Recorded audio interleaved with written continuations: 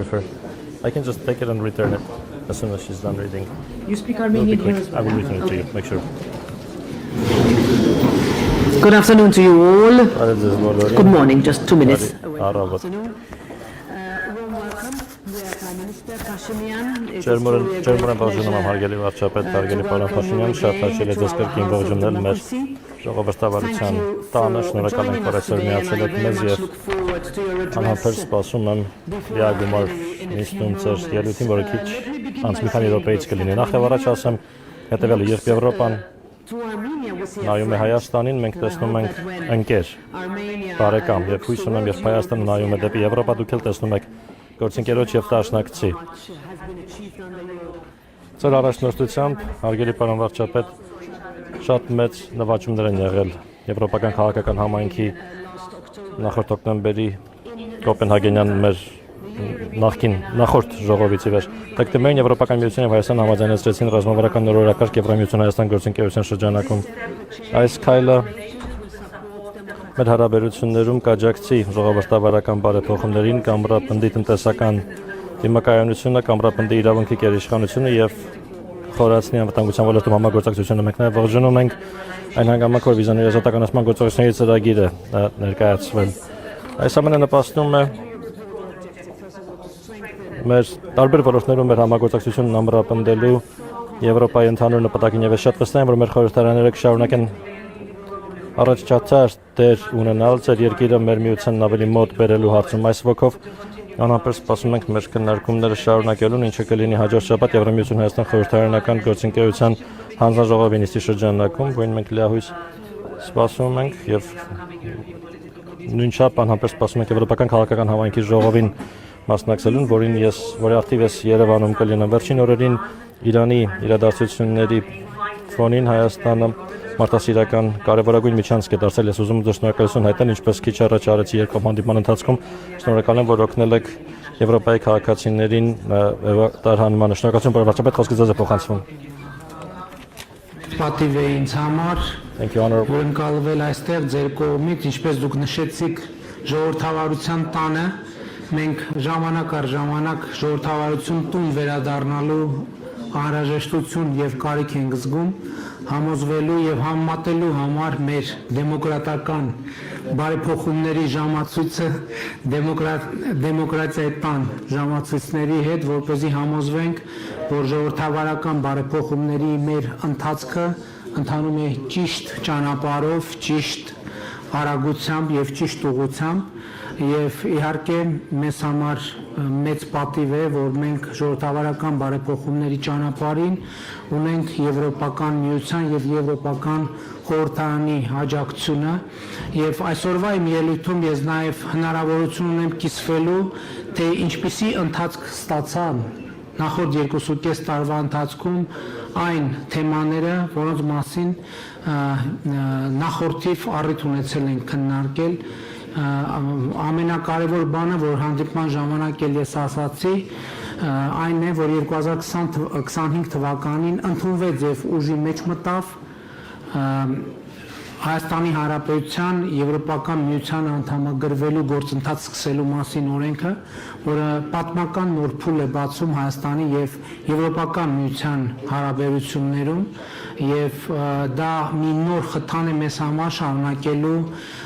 դեմոկրատական ժողովրդավարական բարեփոխումների ընթացքը։ Դուք արդեն նշեցիք, Հայաստանն ու Եվրոպական միությունը ընդունեցին ռազմավարական նորօրակարգը, որը մեր հարաբերությունները բարձրացնում է նոր մակարդակի։ Ներկայումս մենք ակտիվորեն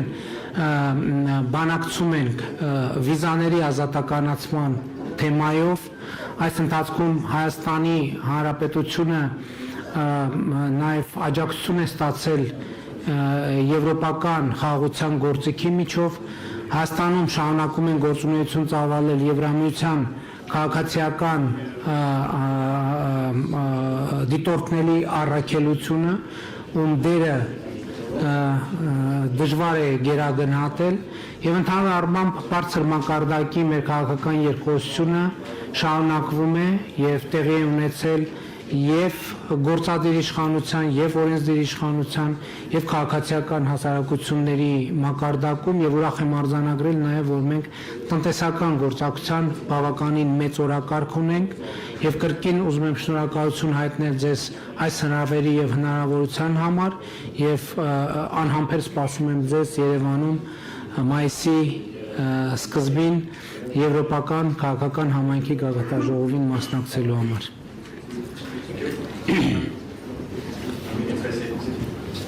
Thank you. Armen Press, Armenian News Agency. Armen Press, Հայաստանի լրատվական գործակալության նախագահ, մեծ ուրեմացը ձեզ է ուղղված հաշվի առնելով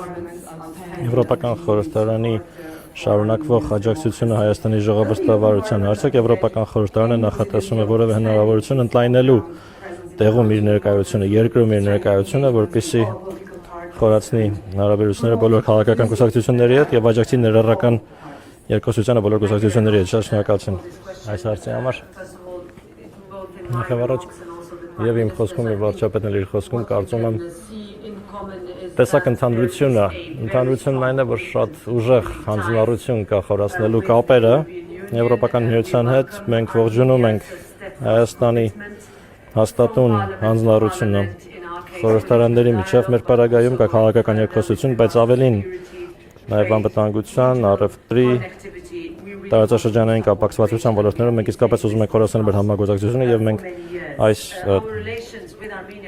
կառույցում տարիներ շարունակ ենք ասում Հայաստանի հետ մեր հարաբերությունները էապես ավելացել են մեր հայ բարեկամների վերջին ամիսների հանձնառությանը համահունչ մենք շարունակելու ենք խորացնել մեր հարաբերությունները հա թե ինչու ենք ուզում վարչապետին հրավիրել այսօր այստեղ սա ընդամենը առաջին քայլն է այս մեր մանդատի շրջանակում մյուս շաբաթ Եվրոպա-Հայաստան խորհրդարանական գործընկերության հանձնաժողովի նիստը տեղի կունենա նաև Եվրամիություն Հայաստան պատմության մեջ առաջին գագաթնաժողովը տեղի կունենա մայիսին Եվրոպական քաղաքական համայնքի ժողովից զատ ինչ վերաբերում է տեղում մեր ներկայությանը այս որոշումները մենք կայացնում ենք Եվրոպական խորհրդարանի բյուրոյում մի քանի ամիս առաջ մենք նորոշում կայացրեցինք Մոլդովայում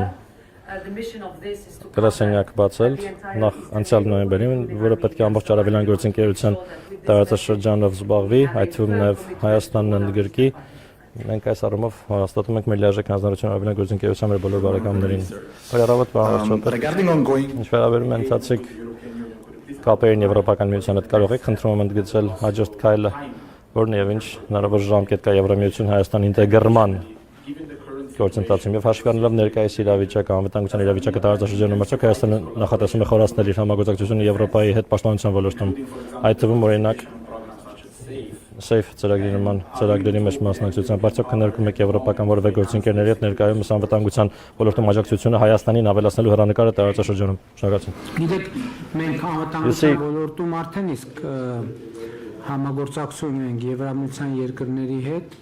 Մենք ռազմատեխնիկական ոլորտում համագործակցություն ունենք Ֆրանսիայի հետ։ Մենք նաև արդեն նշեցի, որ Եվրամիության քաղաքական ներողություն խաղաղության գործիքի միջոցով արդեն 2 անգամ աջակցություն ենք ստացել Եվրոպական միությունից եւ մենք ընդհանուր առմամբ համագործակցում ենք Եվրամիության հետ տարածաշրջանային համատեքստում եւ վերջերս Ադրբեջանի հետ հաստատված խաղաղությունը մեզ համար հնարավորություն է ստեղծում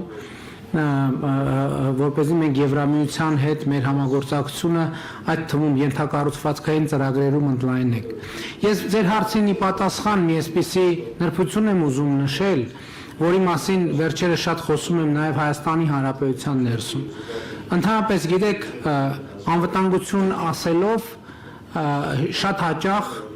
հասկանում են զենք, զինամթերք, բանակ, հատուկ ծառայություններ, օպերատիվ գործողություններ եւ այլն եւ այդպես շարունակ եւ մենք շատ երկար 30 տարի այդ ընկալման մեջ ենք եղել։ Հիմնական խնդիրը, որը ես տեսնում եմ եւ հիմնական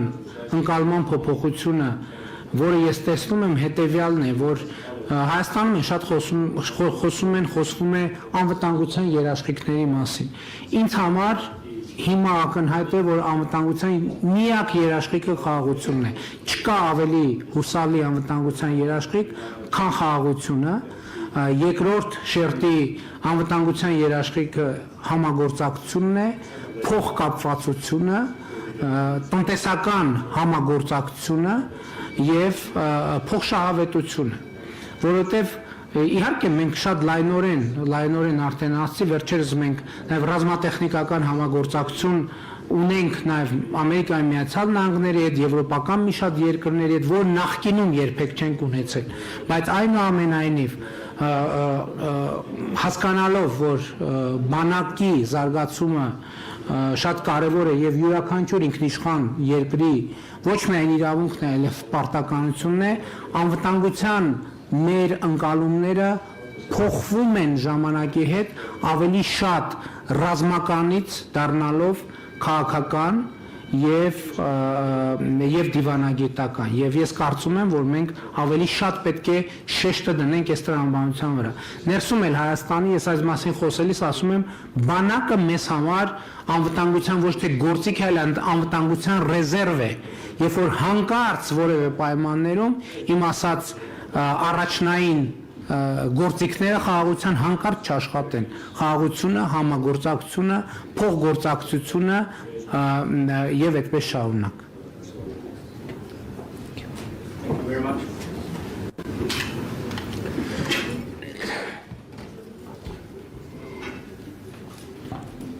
Thank you.